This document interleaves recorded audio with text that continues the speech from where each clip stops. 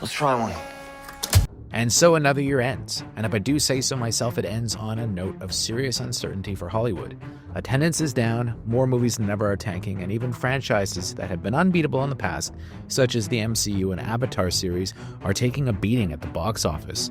With Netflix on the cusp of making their deal for Warner Brothers go through, theatrical exhibition has become an increasingly endangered part of moviegoing. Yet, as bad of a year as this may have been for Hollywood, there were still movies that cut through and made an impact with audiences. And here are 10 of them in our annual Best Movies of the Year list. Now, number 10 is A House of Dynamite. The scariest movie of the year wasn't really a horror movie. Instead, it was director Kathryn Bigelow's anxiety-inducing look at what would happen were a lone nuclear missile launched at the United States. While many took issue with some of the lapses in logic and also didn't care for the real multiple timeline perspective aspect and the open ending, it's still a nail-biter of a movie with some powerhouse performances, particularly from Rebecca Ferguson, Jared Harris, Jason Clarke, and a few others. Bigelow's first movie in 8 years sure wasn't a disappointment, at least not to me. Number 9 is Friendship.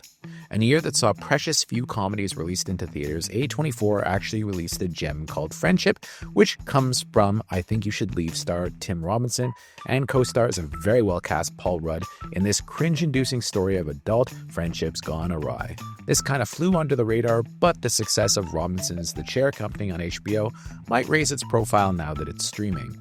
Number 8 is Weapons.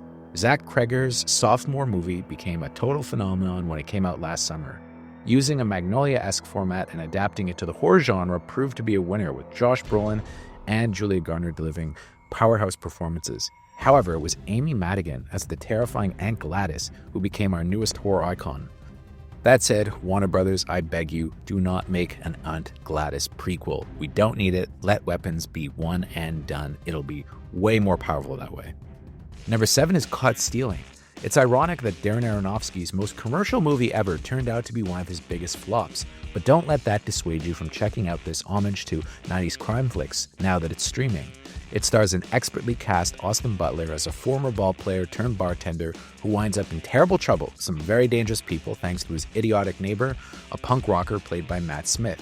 This one is brutal at times, with a shocking twist about half-hour in, really dividing audiences. Number 6 is F1.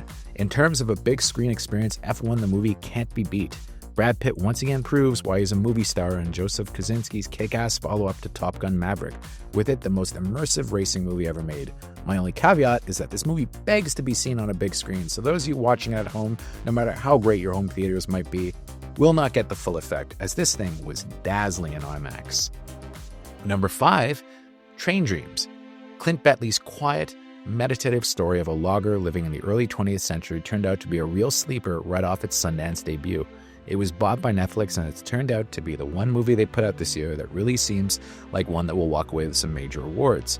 Joel Edgerton delivers what I think is a career best performance, and of all the movies that I reviewed this year, this is probably the one that I heard the most from readers about, as people, even those who didn't think that they would like it, when they checked it out, actually thought it was a real gem and appreciated getting some attention put on it.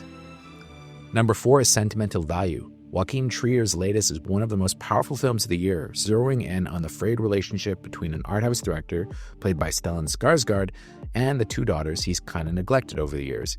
Yet as serious a movie as this is, it also has some huge laughs. Hopefully Skarsgård actually gets an Oscar nomination out of this, with I think him having a real shot at winning Best Supporting Actor for this movie. Although, in my opinion, he is also kind of a lead. But I digress. Number 3, Sinners. Ryan Coogler's Sinners, like F1, was one of the few movies to really make the most of the big screen format this year and become a must-see in theaters. Coogler made a movie that thrilled audiences and became an instant classic thanks largely to Michael B. Jordan's dual leading role, as well as a cast-against-type Haley Steinfeld and a charmingly evil Jack O'Connell, plus Delroy Lindo and many more. Heck, even before the vampires showed up in this movie's second half, I was loving Sinners, with Coogler effortlessly creating a real sense of atmosphere and family. It's not a perfect movie, as some have claimed, as there are some really silly parts, but I also doubt that any other movie this year was as purely entertaining as this one. Number 2 is One Battle After Another.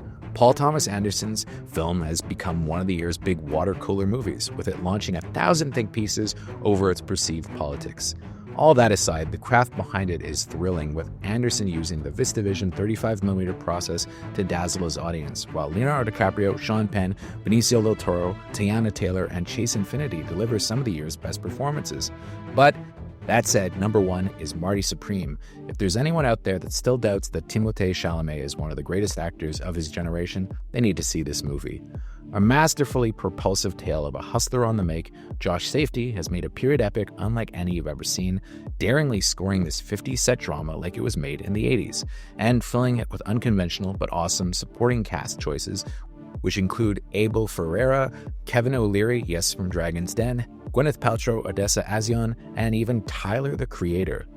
Like many other movies on this list, it begs to be seen on the big screen, although it's so propulsive that you might need to treat yourself to a volume by the time it's over. And that's our list. What do you think deserves to be on the top 10? Let us know in the comments.